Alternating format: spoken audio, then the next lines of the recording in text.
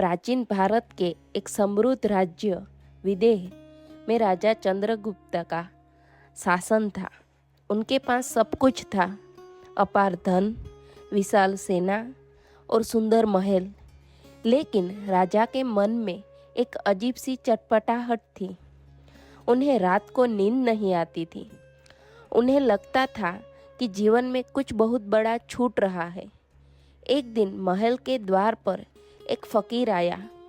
उसने फटे हुए कपड़े पहने थे, लेकिन उसकी आंखों में ऐसी चमक थी जो राजा के पास भी नहीं थी। राजा ने उससे पूछा, महात्मा, मेरे पास सब कुछ है, फिर भी मैं खाली महसूस करता हूँ। आपके पास कुछ नहीं है, फिर भी आप इतने शांत हैं। इसका रहस्य क्या है? फकीर मुस्कुराया और बोला, राजन, आप भरने की कोशिश कर रहे हैं, जबकि शांति खाली होने में है। अगर आप सच जानना चाहते हैं तो उत्तर के पहाड़ों में मौन गुफा की तलाश करें, महागुरु मिलेंगे। राजा ने अपना राजपाट अपने मंत्रियों को सौंपा और साधारण वस्त्र पहनकर निकल पड़ा। यात्रा महीनों लंबी थी। रास्ते में उसे एक मायावी नगर मिला, जहाँ सुंदर स्त्रियाँ, स्वादिष्ट भोजन और संगीत था।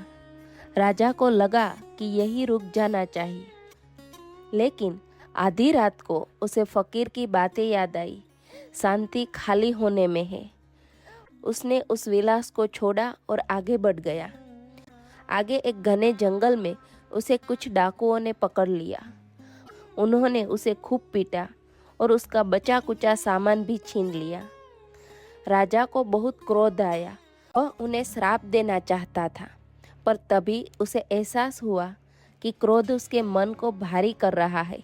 उसने डाकुओं को माफ़ किया और भारी मन को हल्का कर लिया। सालों की यात्रा के बाद राजा उस बर्फीली गुफा तक पहुंचा।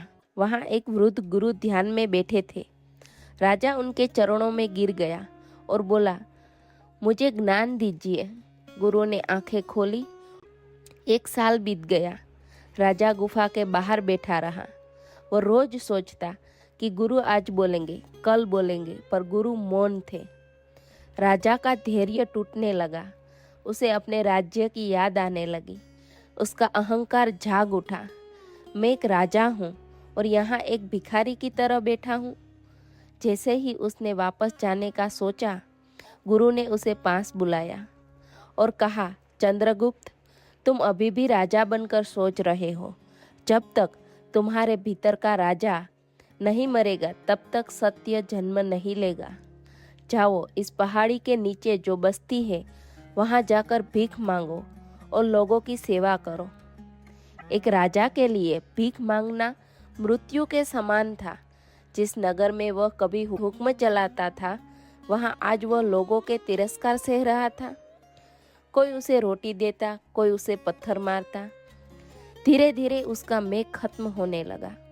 उसे समझ आया कि शरीर सिर्फ मिट्टी का है और अपमान सिर्फ मन का वहम। 3 साल बीत गए। अब वह न राजा था, न भिखारी। वह बस एक अस्तित्व था। वह वापस गुफा में पहुंचा। इस बार उसने गुरु के पैर नहीं छुए, नहीं कुछ मांगा। वह बस गुरु के बगल में चुपचाप बैठ गया। कई दिनों तक दोनों मौन बैठे रहे। अचानक पहाड़ों के बीच से सूरज की पहली किरण निकली और एक पक्षी ने चहचहाया। उस क्षण राजा को बोध हुआ। उसे लगा कि वह पर्वत, वह पक्षी, वह गुरु और वह सूरज सब एक ही है। उसके भीतर का खालीपन अब एक असीम आनंद से भर गया था। गुरु ने मुस्कुराकर कहा, पुत्र, अब तुम वापस जा सकते हो। राजा ने पूछा, पर गुरुदेव, आपने तो मुझे कुछ सिखाया ही नहीं, कोई मंत्र नहीं दिया। गुरु हंसे और बोले, सत्य शब्दों में नहीं, शून्य में होता है। जब तुमने खुद को खाली कर दिया तो परमात्मा स्वयं तुम में उतर आया।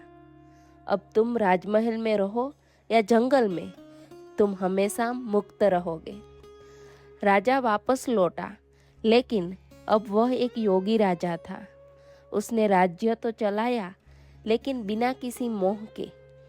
आध्यात्मिकता का अर्थ संसार को छोड़ना नहीं है, बल्कि संसार के प्रति अपने अहंकार और जुड़ाव को छोड़ना है।